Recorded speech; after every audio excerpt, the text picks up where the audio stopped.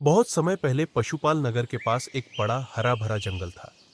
वहां का राजा वीरबाक ताकतवर तो था ही, पर सबसे बड़ी बात यह थी कि वह बेहद दयालु और न्यायप्रिय था। जंगल के सारे जीव उसे इज्जत से बुलाते थे, क्योंकि वीरबाक बेवजह किसी को तकलीफ नहीं देता था। एक दिन वीरबाग जंगल में घूम रहा था। तभी उसने देखा कि एक काला तेंदुआ एक साधु पर हमला करने आया है। साधु, जिनका नाम पुण्य साधु था, शांत मुद्रा में खड़े थे। वीरबाग बिना देर किए उनके बीच आ गया और कड़े शब्दों में तेंदुए को हटा दिया।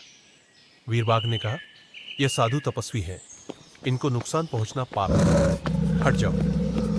काला तेंदुआ डरकर भाग गया। साधु ने वीरबाग का धन्यवाद किया और उसकी ईमानदारी देखकर प्रसन्न होकर बोले, तुम सच्चे राजा हो। मैं तुम्हें एक वरदान देना चाहता हूं, पर याद रखना, इसका प्रयोग हमेशा भलाई के लिए ही करना। पुण्य साधु ने मंत्र पढ़े और वीरबाग को बताया कि अब वह किसी भी प्राणी का रूप अपना सकता है, पर वचन लिया कि वह इस शक्ति का दुरुपयोग नहीं करेगा। वीरबाग ने माना और शुरुआत में वरदान का उपयोग जानवरों की मदद के लिए किया।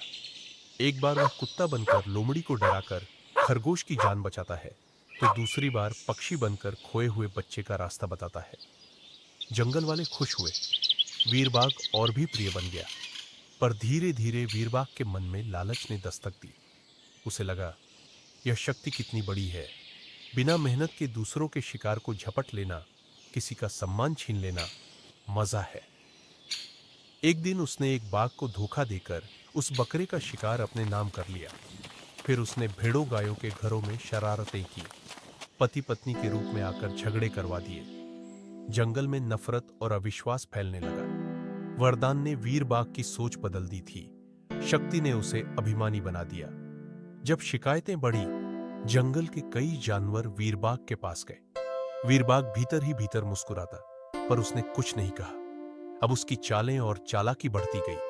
वह हर दिन किसी न किसी का रूप धारण कर किसी की संपत्ति या इज्जत छीन लेता। फिर एक दिन उसने नाग का रूप अपनाया, पर उसी दिन एक बाज आकाश चील ने उसे पकड़ लिया और उड्डते उड्डते किसी पहाड़ी चट्टान पर नीचे फेंक दिया। वीरबाग चौंक गया, और जब वह खुद को फिर से शेर की शक्ल में लौटाने की कोशिश करता है, तो कुछ भी काम नहीं आता। वीरबाग घबरा गया। वह पुण्य साधु को बुलाने लगा, पर जंगल के सारे जीव भी इकट्ठा हो गए। तभी बाज का रूप बदलकर वही पुण्य साधु खड़दहे हो गए। पुण्य साधु ने कहा, मैंने तुम्हें सचमुच सचेत किया था। यह वरदान भलाई के लिए दिया गया था। तुमने वचन तोड़ा है। वीरबाग ने निहोरा किया, बाबा, मुझे माफ कर दो, मैं अब कभी गलत नहीं करूंगा। पर पुण्य साधु ने विद्वतापूर्वक कहा, कभी कभी जो गलती बड़ी होती है उसका परिणाम भी बड़ा होना चाहिए। तुम्हें अपनी हरकतों की सजा भुगतनी होगी। पुण्य साधु ने कहा कि वीरबाग अब कभी वापस अपने असली रूप में नहीं आ सकेगा। जंगल वालों ने कहा, जब रक्षक ही भक्षक बन जाए तो उसे माफ नहीं किया जा सकता। पुण्य साधु ने वीरबाग की जगह उसके बेटा वीरू को नए राजा के रूप में नियुक्त किया, जो पिता की गलतियों से सीखकर न्याय और दया से शासन करे। जंगल में शांति लौट आई। सभी जानवरों ने मिलकर बुरे कर्मों को नकारा और फिर से एक दूसरे का साथ निभाया। कहानी की सीख स्पष्ट थी, शक्ति के साथ जिम्मेदारी भी आती है, और वचन का पालन ही असली सम्मान है।